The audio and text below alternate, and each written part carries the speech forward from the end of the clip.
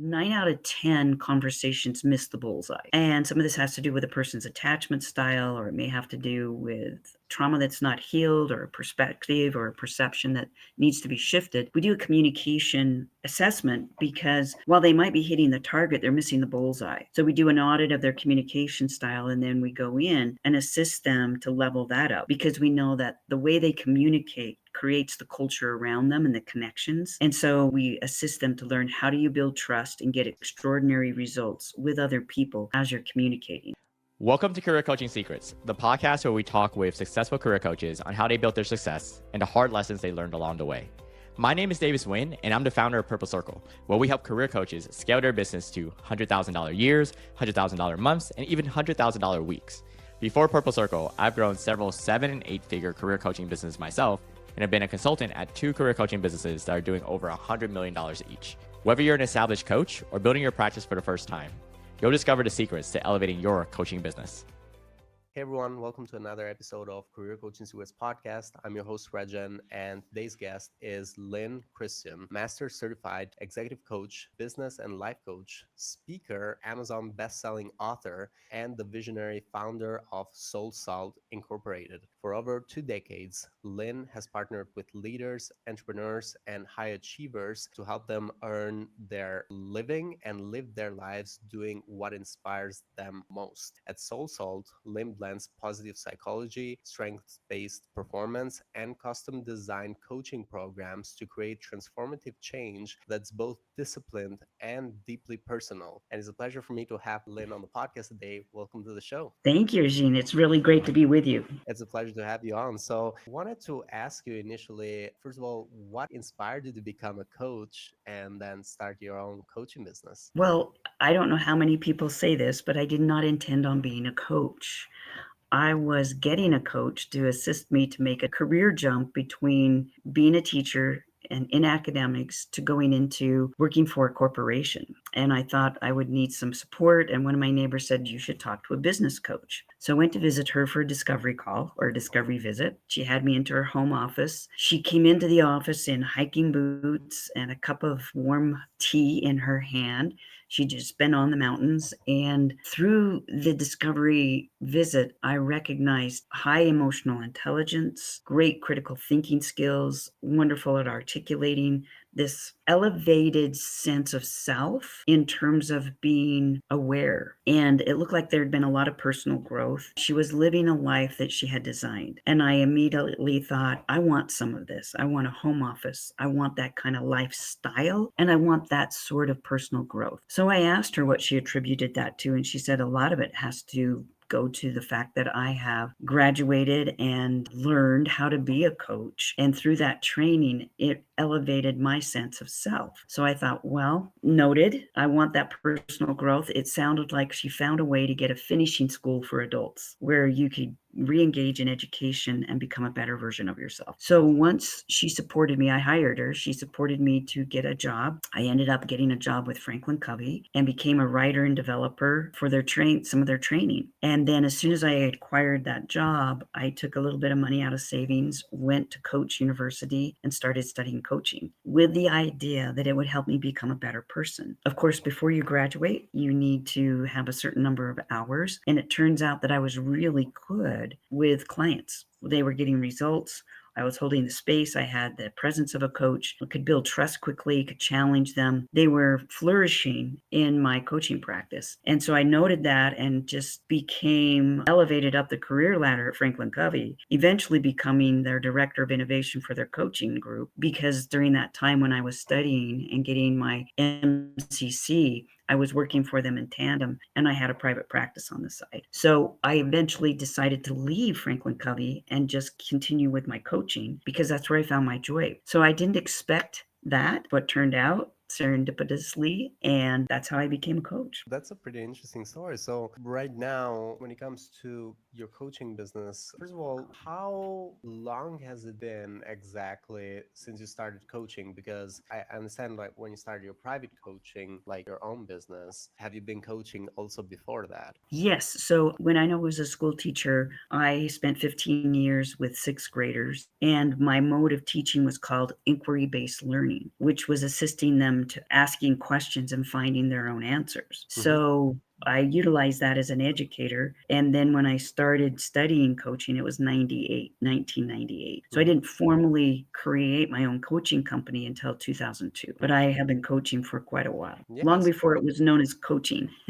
Yeah, and so it's almost 24 years or so. Right now, when working with your clients and going through the coaching journey with them, what about it do you find the most rewarding? So there are two things, because for me, it's a way of life, right? I always have a coach. Sometimes I have more than one. Right now, I have two coaches. If there's ever an endeavor where I want to grow, I hire a coach. I have Mhm. somebody on my sideline. I would say the primary area that I find most rewarding is like this Sunday, I was checking on my emails and getting prepared for the week and doing some planning for the week and looking at my calendar. And in my email was a note, 4-paragraph note from a previous client that I haven't worked with for 4 years, who was a career reinvention client, and he has finished his career reinvention journey and wanted me to know where he landed. Mhm. And it was so rewarding because every paragraph outlined some of the strategies and the tools we used and how he embodied those and used those over time to get to a place where he's deeply satisfied. And so for me, I know the ROI was there. His life is better. He's happier. He's more confident. He has more purpose. He's more fulfilled. That's the reward right there. The other part of it, the secondary part I kind of alluded to, was the personal growth, the thing that got me into coaching. I find that my life gets better, more satisfying, richer, more full of love and goodness, purpose and connection and authenticity because I am living true to coaching values and principles and strategies. It's an extremely rewarding journey for ourselves and for our clients when we do it in earnest. Right now, if we were talking about the ideal client profile that you typically work with, if they're listening, how would you describe that ideal client profile? Is there a certain demographic, a certain industry? How would you describe that?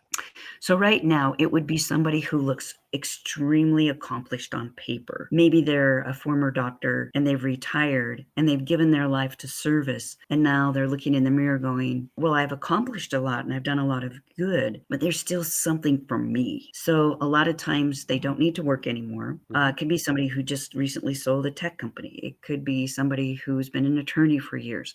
On paper, again, they look like they have it made, but they look in the mirror and know that there's something hollow or they're living shallow in some arena. And what we do is we have a year program. It usually takes people about 13 months to get through. And it is called the Soul Authority Elite Coaching Track. And what we do during that track is we challenge this person, sort of like the Navy SEALs challenge people to go through their boot camps. We challenge these people to grow even more so their character, their competence in authentic leadership. And so we start from their daily practices, holistic, looking at hygiene of sleep, looking at hydration, looking at nutrition. That's baseline. And then we start making incremental changes so that they can feel the effects of that. Then we get into the contents of my book and we assist them to become more enlightened and inspired. We help them understand how to have soul-led authority in their lives, to be self-authored. And they come out of that with a soul salt map, the salt of their soul leading the way, so they know how can they always stay true to themselves. Then we give them the challenge to pick any goal, but it has to be an authentic goal, and there's some criteria, and it's sort of a stretch goal. And we work on this inbred resistance to change that all humans have and assist them to overcome some of the barriers that may have kept them from getting to the stretch goal. As they're working toward that and starting to get traction, we then turn around and assist them to learn how do they grow another individual. So they pay it forward through someone else's life. And then along with that, we also do an audit on communication because we've learned that 9 out of 10 conversations miss the bullseye. And some of this has to do with a person's attachment style, or it may have to do with trauma that's not healed, or a perspective or a perception that needs to be shifted. We do a communication assessment because while they might be hitting the target, they're missing the bullseye. So we do an audit of their communication style, and then we go in and assist them to level that up because we know that the way they communicate creates the culture around them and the connections. And so we assist them to learn how do you build trust and get extraordinary results with other people as you're communicating, and hoping that this is an effort in assisting people to close the gap that we have so much experienced in today's world, where we have too many gaps between us as we communicate or don't communicate. And then when we finish all of this and they've ended the year, they leave with an AI powered guidance system based on everything that we've learned about them and everything we've grown. They leave with this little whole package of AI assistants that they can take with them for the rest of their lives. So that's who I really work with. They have to be willing, they have to be able to invest the time and the money into this. It's a life altering, transformational track that the case studies are astounding what people are doing with it. In fact, one woman never have to work again in her life and was just kind of cruising. When she finished, she had formed a foundation. She touches 250 lives personally every year and then makes contributions to another 2,500. So she's really hit her stride. She never thought she'd be married. She's in her early 70s. She's recently engaged and going to get married, and for the first time probably cohabitate with someone. So there were things that changed in her life at an older age. Never would have been transformed had she not looked in the mirror one day and said, I'm missing something. I have 5 houses, 3 cars. I'm missing something. Interesting. And how long would you say it takes for real transformation to happen typically? It might be different for Ooh. everyone, but yeah. Yeah, it is different for everyone. Here's something to note. Marshall Goldsmith taught me this. I was mentored by him at one point. Some of his executive coaching modules. We can change certain things in our patterns in our beliefs, which then translate to patterns in our actions, and our words and actions match better. It may take 6 months before people notice that they've really changed. So some people can shift in 30 days. Some people take 6 months. Some shifts, like career reinvention or some of these transformational things that I'm talking about, may take 12 to 18 months before you actually feel like you're not an imposter, or you actually feel like you've embodied the shift. Yeah, so being aware of it is interesting. You bring an interesting point because I'm thinking like, yeah, you might make the difference in 30 days, but is that gonna stick is what I'm worried about. Are there relapses? So that's where the 6 months come in, where you actually are not just kind of trying to, you're actually made it into a new identity kind of. Yes, you've embodied it. Yeah. Yeah, right. Yeah, that's the word I was looking for. But yeah, so where do you find your clients? Is there a marketing channel that works well for you? Yes, we're probably 90% referral. That would be 2 populations: former clients that are referring us based on their experiences, and people who've never had me coach them that know the results that I've been able to get with people. Maybe I've interacted with them. For instance, there was one business owner that saw me speak at a college, a local college. She spoke after me and she watched my speech and afterwards came up and said, I know somebody I want you to coach. And since then, I think she sent me 3 clients. So she heard me speak. She saw the results I got with her first referral. So most of it is referral. So we actively every week are working for that referral. And you can do that in a number of ways within the people that you know and people that they know. And you can also get, your base broadened by making sure that you have a newsletter or something where you're capturing data and you have a constant drip into people's lives with a blog or a podcast or something, and then somebody hears it or reads it and refers you. Our second place is SEO and social media, where people will find us online. So those are the 2 main ways, but it's really like 90% referral, maybe 5% SEO, 5% the socials. Cool. Thank you for sharing that, Lynn. And so, Yeah. where is it headed? Looking to the future for the next 1 to 3 years, do you have any specific goals you're working towards? I do. Right now, we have a very small core of SoulSalt coaches. They're being trained right now. They're going through our coach certification process, which is being looked at by the ICF for accreditation. And these people will be coaching directly from my content, my book. I will be sending them the referrals that I don't see. Where my price point is and my focus that I just told you about, I no longer have enough time to take people through my book and guide them through the Soul Salt basics. So we do have 5 coaches in training, and we'll open that up more wholesale. Right now, we do webinars every other month. We do roundtables with our coaches that other coaches can be a part of and get CCUs from the ICF at these roundtables. So that's the next thing, is building a core of coaches around us that are competent, that have the character, and they know how to coach to my content. And we're just growing that little network. Interesting. So you're basically looking to like scale beyond your time and like have other coaches basically deliver to the same level as you do. Yes, I think we have something here at SoulSalt that can live beyond my career with it. My son showed some interest at one point and was a coach for us for a few years. But right now, all my kids are entrepreneurs and they're doing their own thing, and they really are not interested in my business. Hmm. And so I'm just looking for that next generation that wants to carry it forward. Interesting. So you're also thinking of like either exit opportunities, or you never really want to exit, you just want to make sure that it continues forward. I probably will be on the board of directors for an indefinite amount of time. Yeah. But at some point, yes, I would pass the reins over to a different CEO. Cool. Great. Awesome. Where are you seeing the challenges with that so far? Oh, well, it's always, I think, a matter of really having your act together so that you build enough evangelism, enough buzz, enough demand for your content. And I think then as soon as you get that nailed down, you could pivot every year on how you need to present that to marketing. So I think marketing is always something that a lot of coaches look at and Mhm. need support in because it's a constant. You can't, it's just like getting up and eating and sleeping and drinking. It's a constant need that must be met. And Mhm. I feel like too many of us don't see it that way. And so my metric would be at least 20 to 25% of your work week needs to be focused on effective marketing, not Mhm. just putting a reel here or writing a blog there. You really have to find out how do you find that flywheel and keep Mhm. it turning that gives you the return on your investment for your time in marketing. And it makes sense. Actually,